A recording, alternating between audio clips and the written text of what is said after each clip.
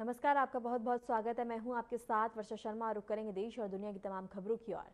प्रधानमंत्री नरेंद्र मोदी ने गुवाहाटी में आयोजित विशेष समारोह में भारत रत्न डॉक्टर भूपेंद्र हजरिका की 100वीं जयंती पर उन्हें श्रद्धांजलि अर्पित की। इस अवसर पर प्रधानमंत्री ने असमिया भाषा में लिखी गई उनकी जीवनी भारत रत्न भूपेन हजरिका का विमोचन किया। कार्यक्रम के दौरान प्रधानमंत्री ने डॉक्टर भूपेन हजरिका के सम्मान में एक स्मारक सिक्का भी जारी किया। उन्होंने कहा कि डॉक्टर हजरिका न केवल असम बल्कि पूरे भारत की आत्मा और संस्कृति के प्रतीक थे, जिन्होंने अपनी रचनाओं से समाज को जोड़ने का काम किया। इस अवसर पर बड़ी संख्या में लोग और कलाकार उपस्थित रहे। समारोह भूपेन हजरिका के योगदान और उनकी संगीत साधना को याद किया गया और उन्हें भारत की सांस्कृतिक धरोहर का सच्चा प्रहरी बताया गया।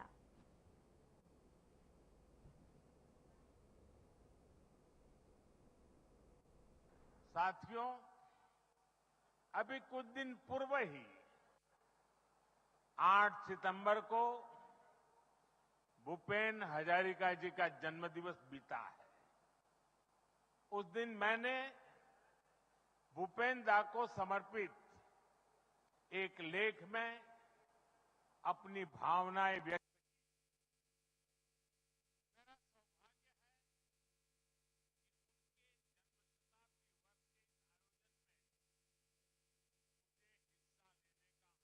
मिला है। अभी हेमंता कह रहे थे कि मैंने आकर के कुछ कृपा की है, उल्टा है। ऐसे पवित्र अवसर पर आना ये मेरा सौभाग्य है।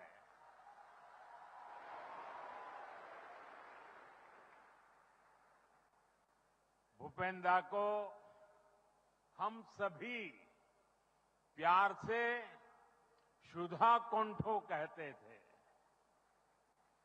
ये उन सुधा कौंठो का जन्म शताब्दी वर्ष है। साथियों, भूपेन दा भारत की एकता और अखंडता के महान नायक थे।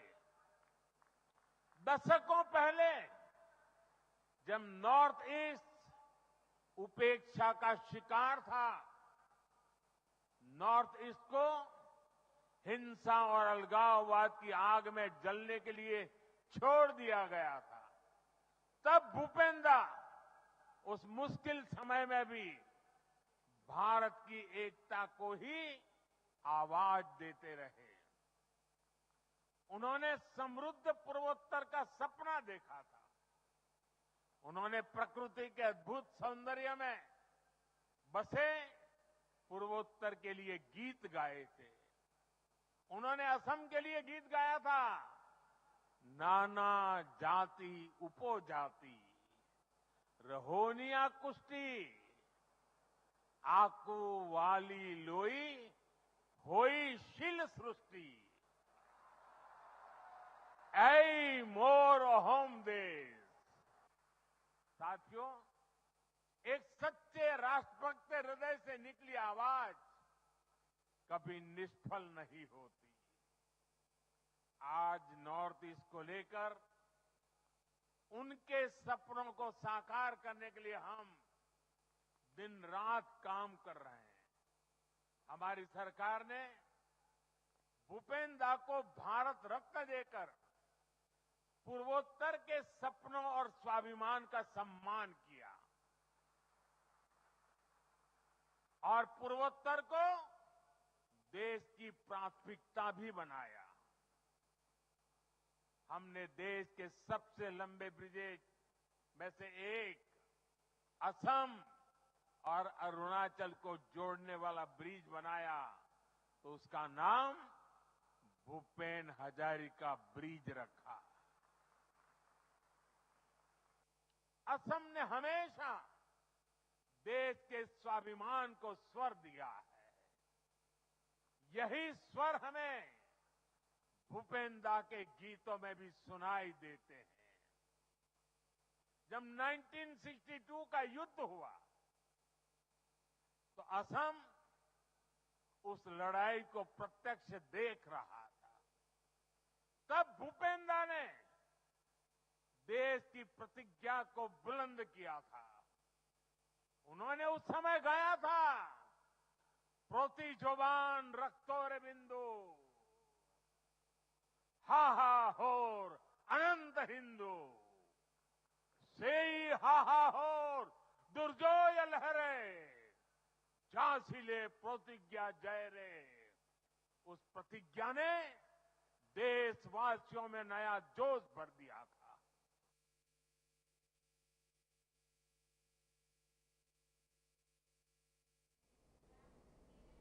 लोकसभा अध्यक्ष ओम बिरला ने वेंकटेश्वर स्वामी मंदिर पहुंचकर विधिवत पूजा अर्चना की। मंदिर परिसर में श्रद्धालु और पुजारियों ने उनका पारंपरिक तरीके से स्वागत किया। इस मौके पर ओम बिरला ने देशवासियों की सुख समृद्धि और शांति की कामना की। पूजा के बाद उन्होंने मंदिर के ऐतिहासिक और धार्मिक महत्व की भी सराहना की।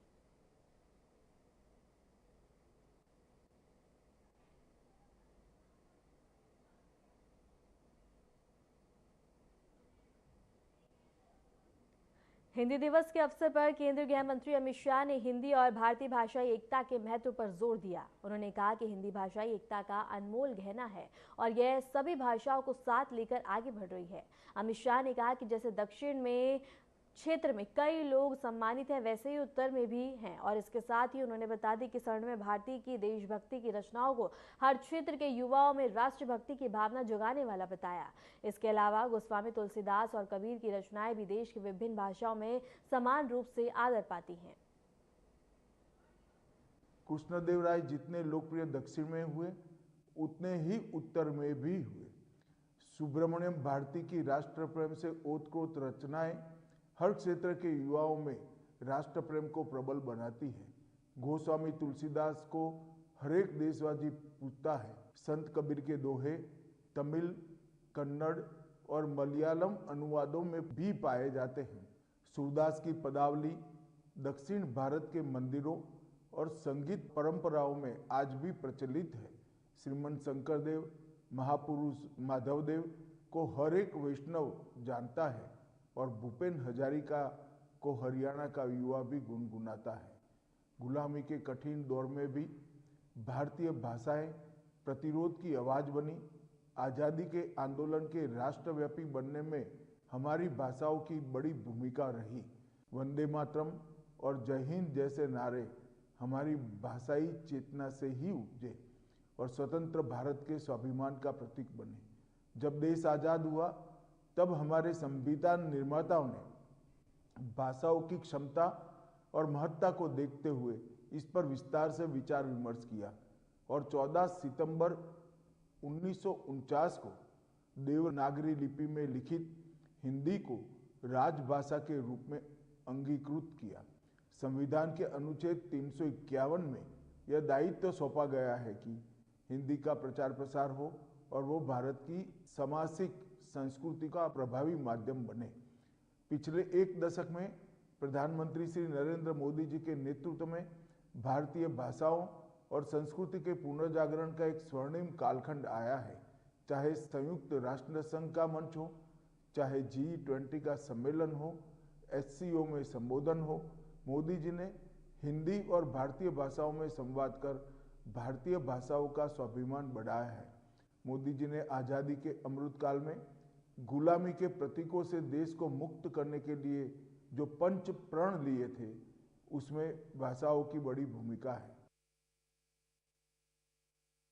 हरियाणा के मुख्यमंत्री नायब सिंह सैनी ने अंतर्राष्ट्रीय गीता महोत्सव के अवसर पर शुभकामनाएं दी और कहा कि गीता के पावन संदेश की गुण अब इंडोनेशिया की बाली तक पहुंच रही है। मुख्यमंत्री ने गीता मनीषी स्वामी ज्ञानचंद का विशेष आभार व्यक्त करते हुए कहा कि उन्होंने गीता ग्रंथ का सरलीकरण करके लोगों को इसके अपने जीवन में आत्मसात करने की प्रेरणा दी है। उन्होंने कहा कि इंडोनेशिया और भारत के सांस्कृतिक संबंध सदियों से पुराने हैं, जो वहां के मंदिरों, परंपरा और जीवन मूल्यों के स्पष्ट दिखाई देते हैं।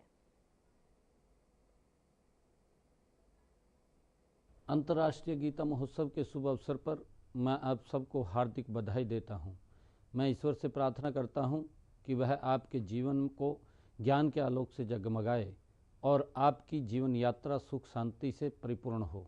मैं आपको इस बात के लिए भी बधाई देता हूं कि गीता के पावन संदेश की गूंज इंडोनेशिया के बाली में भी सुनाई दे रही है।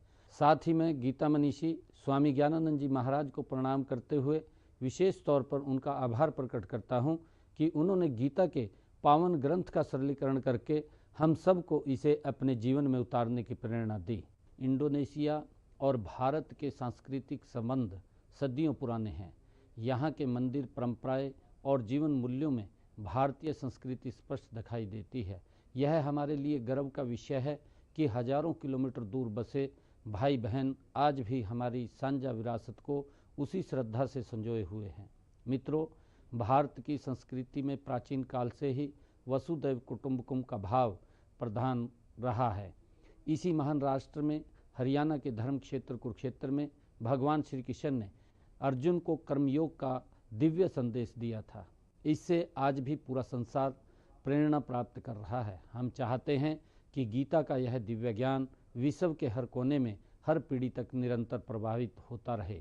हमारे ओजस्वी और कर्मयोगी प्रधानमंत्री श्री नरेंद्र मोदी जी की प्रेरणा से हमने हर वर्ष गीता की जन्मस्थली कुरुक्षेत्र में मनाए जाने वाले गीता जयंती समारोह को अंतर्राष्ट्रीय स्तर पर मनाना शुरू किया है। हमने अंतर्राष्ट्रीय गीता महोत्सव को भारत से बाहर दूसरे देशों में भी मनाना शुरू किया था। मुझे खुशी है कि अंतर्राष्ट्रीय गीता महोत्सव Mauritius, London, Canada, Australia, Sri Lanka और यूके में मनाया जा चुका है। इसी श्रृंखला में बाली में 3 दिवसीय अंतर्राष्ट्रीय गीता महोत्सव का आयोजन किया जा रहा है। इसी के साथ अंतर्राष्ट्रीय गीता महोत्सव के आयोजन में भागीदारी के लिए मैं इंडोनेशिया वासियों का आभार प्रकट करता हूँ। साथ ही आह्वान करता हूँ कि गीता के इस दिव्य ज्ञान को अपने आचरण में उतारने का प्रयास करें। धन्यवाद। जय श्री कृष्ण, जय हिंद, जय हरियाणा, जय भारत। मुख्यमंत्री नायब सिंह सैनी के नेतृत्व में पंचकुला से शुरू हुई राहत मुहिम पूरे हरियाणा में फैल गई है। पंजाब में आई बाढ़ आपदा के मद्देनजर हरियाणा के विभिन्न जिलों से कैबिनेट मंत्री, प्रशासन, एनजीओ और आम नागरिकों को खाद्य सामान, मेडिकल किट, पशु चारा और अन्य जरूरी सामान से भरे ट्रक पंजाब भेजे जा रहे हैं। हरियाणा का हर नागरिक इस मुहिम में बढ़ चढ़कर हिस्सा ले रहा है और बड़े भाई पंजाब का हरियाणा मदद के लिए पूरी ताकत से खड़ा हुआ है।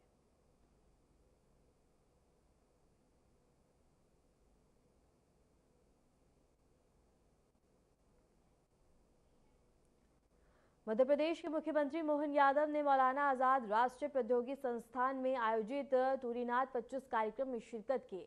इस अवसर पर मुख्यमंत्री ने संस्था को इस दिवसीय आयोजन के लिए बधाई दी और राष्ट्रीय भाषा हिंदी के महत्व पर जोर दिया। सीएम ने कहा कि राष्ट्रीय भाषा हिंदी के लिए वर्षों से एक अभियान चल रहा है और नई शिक्षा नीति 2020 के बाद प्रधानमंत्री नरेंद्र मोदी ने भारतीय भाषाओं को जिस तरह प्रोत्साहित किया है, उससे हिंदी को संवाद की भाषा के रूप में नई ऊर्जा मिली है।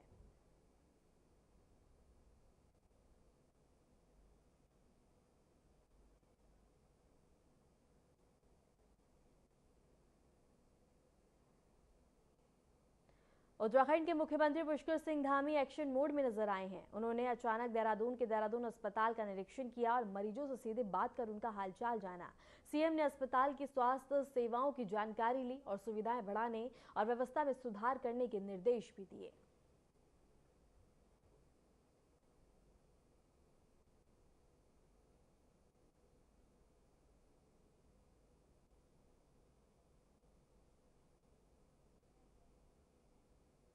उत्तर प्रदेश के मुख्यमंत्री योगी आदित्यनाथ ने हिंदी दिवस के अवसर पर प्रदेशवासियों को हार्दिक बधाई दी। सीएम ने कहा कि हिंदी हमारी एकता का आधार और आत्मस्थिरता है और मुख्यमंत्री ने बताया कि हिंदी भाषा समस्त भारतीयों की एक सूत्र में पिरोती है और हमारी परंपराओं की और जो हमें हमारी जड़ों से जोड़ती है। उन्होंने लोगों से अपील की है कि वह हिंदी के अधिक प्रयोग और वैश्विक प्रसार का संकल्प लें।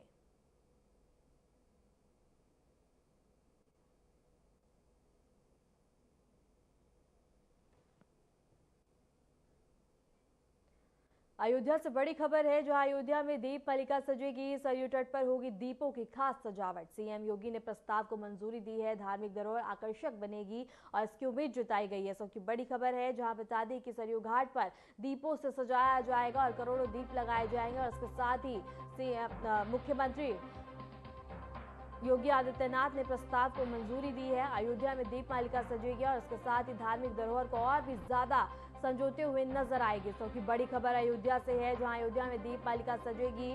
सरयू घाट पर बता दें कि एक खास सजावट दीपों की देखने को मिलेगी, जहां सीएम योगी आदित्यनाथ ने प्रस्ताव को मंजूरी दी है और धार्मिक धरोहर आकर्षक बनने की उम्मीद अब जताई जा रही है। फिलहाल रुकते हैं एक छोटे से ब्रेक के लिए, बने रहे हमारे साथ।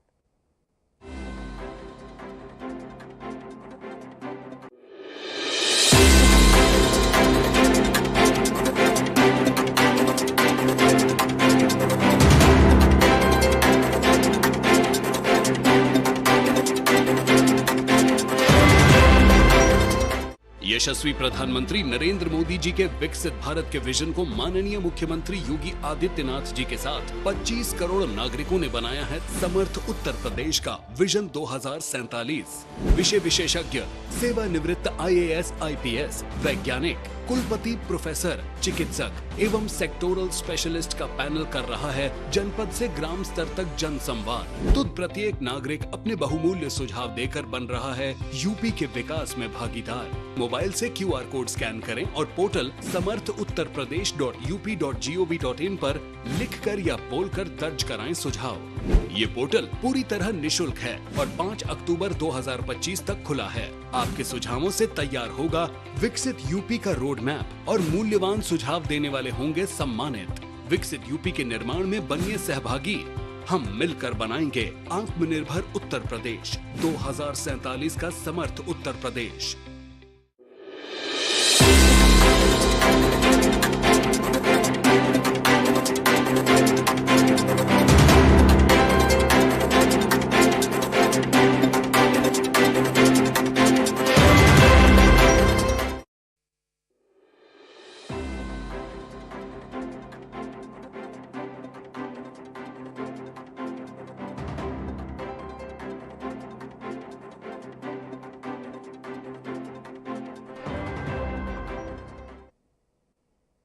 ब्रेक के बाद स्वागत है। खबरों में आगे बढ़ते हैं। उत्तर प्रदेश के उप मुख्यमंत्री केशव प्रसाद मौर्य ने समाजवादी पार्टी प्रमुख अखिलेश यादव पर बड़ा हमला बोला। उन्होंने कहा कि अखिलेश यादव को चोरों और भ्रष्टाचारियों का साथ छोड़ देना चाहिए। केशव प्रसाद मौर्य ने याद दिलाया कि कांग्रेस के दौर में खुद राजीव गांधी ने स्वीकार किया था कि दिल्ली से भेजे गए थे 1 रुपए में केवल 15 पैसे ही जनता तक पहुंचते थे, लेकिन प्रधानमंत्री नरेंद्र मोदी की सरकार में अब जितनी भी राशि भेजी जाती है वह सीधे लाभार्थियों के खाते में पूरी की पूरी पहुंचती है। श्री अखिलेश यादव जी को कह देना चोरों का साथ छोड़ दे, भ्रष्टाचारियों का साथ छोड़ दे, क्योंकि देश में कांग्रेस की अगुवाई में जब सरकार थी तो श्री राजीव गांधी जी ने कहा था कि हम दिल्ली से 1 रुपया भेजते हैं तो 15 पैसा जिसके पास भेजते हैं वहां पहुंचता है। माननीय प्रधानमंत्री जी के नेतृत्व में, माननीय मुख्यमंत्री जी के नेतृत्व में जब से हमने सरकार बनाई है, जितना पैसा जिस लाभार्थी के खाते में भेजा जाता है पूरा पैसा पहुंचता है। और देश और प्रदेश में अभी ना कांग्रेस का नंबर है ना समाजवादी पार्टी का नंबर है। श्री अखिलेश यादव जी मुंगेरी लाल का हसीन सपना जरूर देखें, लेकिन 2047 तक अभी देश और प्रदेश में जनता के आशीर्वाद से, भाजपा के हमारे कार्यकर्ताओं के परिश्रम से हमारी सरकार है और आगे भी रहेगी।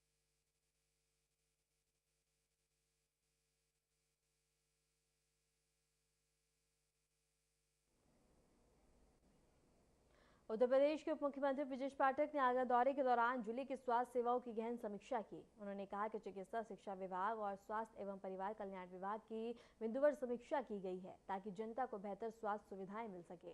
ब्रजेश पाठक ने साफ कहा कि स्वास्थ्य क्षेत्र में लोगों को सर्वोत्तम सुविधाएं देने में किसी तरह की भी कमी नहीं रहने दी जाएगी। उन्होंने अधिकारियों को आवश्यक सुधार और व्यवस्थाओं को और भी मजबूत बनाने के निर्देश दिए।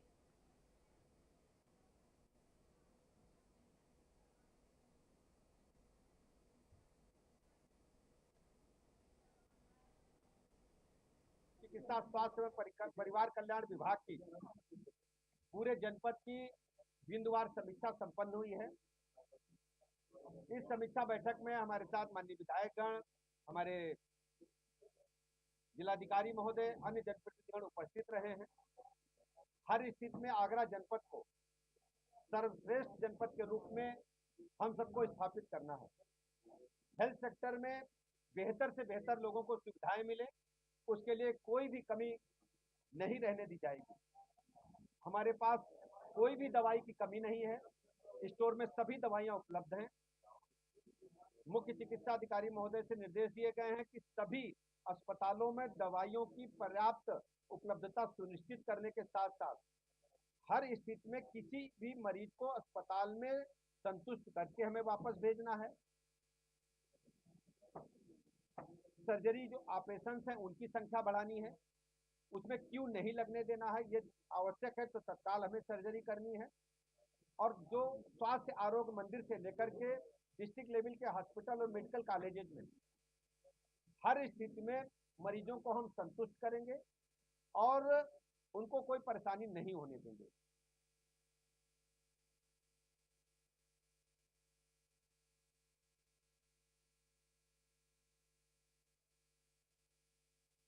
जन स्वराज अभियान के संस्थापक प्रशांत किशोर ने रोहतास में अपने संबोधन के दौरान बड़ा बयान दिया। उन्होंने कहा कि मैं सौदेगार हूं, सौदा कर रहा हूं, लेकिन यह सौदा बिहार के बच्चों के बेहतर भविष्य के लिए है। प्रशांत किशोर ने कहा कि वहां लोगों को यह समझा रहे हैं कि जाति और धर्म के आधार पर उन्माद फैलाने वाले नेताओं से बचना चाहिए और अपने बच्चों के लिए बेहतर भविष्य चुनना चाहिए। उन्होंने यह भी साफ किया कि अगर उन्हें सौदागर कहा जाता है तो इसमें उन्हें कोई आपत्ति नहीं है, क्योंकि उनका सौदा केवल बिहार को सुधारने और आने वाली पीढ़ियों को बेहतर अवसर देने का है। सौदा कर रहा हूं, बिहार के बच्चों के बेहतर भविष्य का सौदा कर रहा हूं। लोगों को ये बता रहा हूं कि तुम अपने बच्चों का बेहतर भविष्य बना सकते हो। इन जाति और धर्म का उन्माद फैलाने वाले नेताओं से अलग हटो और अपने बच्चों के भविष्य का सौदा करो, अपने बच्चों के बेहतर भविष्य का निर्माण करो। और यही सौदागर अगर हैं तो बिल्कुल मुझे कोई दिक्कत नहीं है।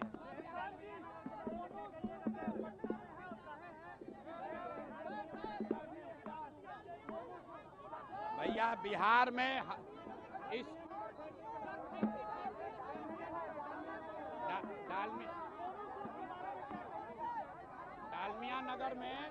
डालमिया नगर में फैक्ट्री इसलिए बंद है कि डालमिया नगर के लोगों ने फैक्ट्री बंद करने वालों को उनके साथ उनका हिसाब चुकता नहीं किया। जिस दिन लोग यहाँ फैक्ट्री के लिए वोट करेंगे तो फैक्ट्री चालू भी होगी, लेकिन फैक्ट्री बंद है और आप मंदिर के लिए वोट कीजिएगा, फैक्ट्री बंद है और आप जाति के लिए वोट कीजिएगा तो फैक्ट्री कभी चालू नहीं होगी। बीजेपी नेता सायना नेहवाल ही भाजपा नेता विजय गोयल के साथ प्रधानमंत्री नरेंद्र मोदी के जन्मदिन के अवसर पर आयोजित युवा मैराथन को हरी झंडी दिखाकर रवाना किया। इस अवसर पर बड़ी संख्या में युवा उत्साह के साथ भी शामिल होते हुए नजर आए, जहां सभी ने बढ़ चढ़कर हिस्सा लिया और हाथों में झंडे लेकर भी लोग नजर आए और भीड़ काफी ज्यादा एकत्रित होती हुई नजर आई।